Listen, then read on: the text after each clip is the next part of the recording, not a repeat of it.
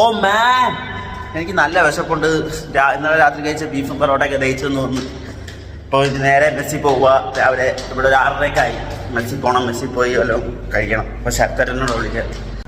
ഞാൻ ശരത്തേട്ടനെ കൂട്ടി മെസ്സി പോകാമെന്ന് വിചാരിച്ചപ്പോൾ ശരത്തേട്ടൻ പറഞ്ഞാൽ അവിടെ ചപ്പാത്തിയാണെന്നാണ്, ചപ്പാത്തിയും കടലക്കറിയാണെന്നാണ്. അപ്പം ചപ്പാത്തിയും കടലക്കറി എനിക്കത്ര പോരാ. അതുകൊണ്ട് നേരെ ശരത്തേട്ടൻ ഓസാന്നും പറഞ്ഞ് ശരത്തേട്ടന് ശരത്തേട്ടൻ പറ്റിക്കുന്ന കടയിലോട്ടാണ് പോകുന്നത്.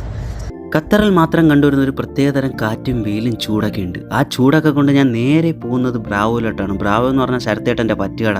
ശരത്തേട്ടനെ പറ്റിച്ച് കുറച്ച് കാപ്പി കുടിക്കാമെന്ന് വിചാരിച്ച് രാവിലെ. അങ്ങനെ നേരെ ബ്രാവോയുടെ ഫ്രണ്ട് വന്നു. ഗ്ലാസ് ഡോർ തുറന്ന് അകത്തോട്ട് കയറിയപ്പോഴത്തേക്ക് ദാ കിടക്കുന്ന അവിടെ ഒരു കണ്ണാടിച്ചില്ലിൻ്റെ അകത്ത് നിറയെ അപ്പം, ദോശ, പലഹാരങ്ങൾ മൊത്തം. പലഹാരമൊക്കെ കണ്ട് കണ്ണും വീഴ്ച ചെയ്യുന്നപ്പോഴത്തേക്ക് എൻ്റെ അടുത്ത് വെച്ച് എന്ത് വേണം. ഞാൻ അപ്പോൾ ഉടനെ പറഞ്ഞ് എനിക്കൊരു ദോശ സെറ്റ്. അങ്ങനെ ദോശ സെറ്റ് വന്നു. അതിൻ്റെ അകത്ത് ചുമന്ന ചമ്മന്തിയും വെള്ളച്ചമ്മന്തിയും സാമ്പാറും ഉണ്ട്. ദോശ കിടു കേട്ടാ. നാട്ടിൽ തിന്നുന്ന അതേ ടേസ്റ്റൊക്കെ ഉണ്ട് കേട്ടാ.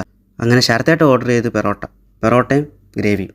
അങ്ങനെ ഇരുന്നപ്പോഴത്തേക്ക് ശരത്തേട്ടൻ കണ്ണാടിച്ചില്ലിലോട്ട് നോക്കിയപ്പോഴത്തേക്ക് അവിടെ ഇരിക്കുന്ന ലിവർ ഫ്രൈ. അങ്ങനെ ലിവർ ഫ്രൈയും കൂടെ ഓർഡർ ചെയ്ത് ഞാൻ അതിൽ നിന്ന് കുറച്ചെന്ന് പറയുമ്പോഴത്തേക്ക് പാതിയിൽ കൂടുതൽ അത് ഞാൻ എടുത്ത്. എന്നിട്ട് ശരത്തേട്ടൻ ഓർഡർ ചെയ്തതല്ലേ, അപ്പോഴത്തേക്ക് ശരത്തേട്ടൻ കൂടെ കുറച്ച് കൊടുക്കണമല്ലോ.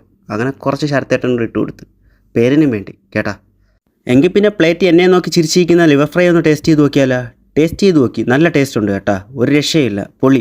ചമ്മന്തി സാമ്പാറും എല്ലാം കൂടെ അടിച്ച് കൂട്ടി ഒരു പിടി പിടിച്ചപ്പോൾ നല്ല ടേസ്റ്റ് ഉണ്ട് കേട്ടാ.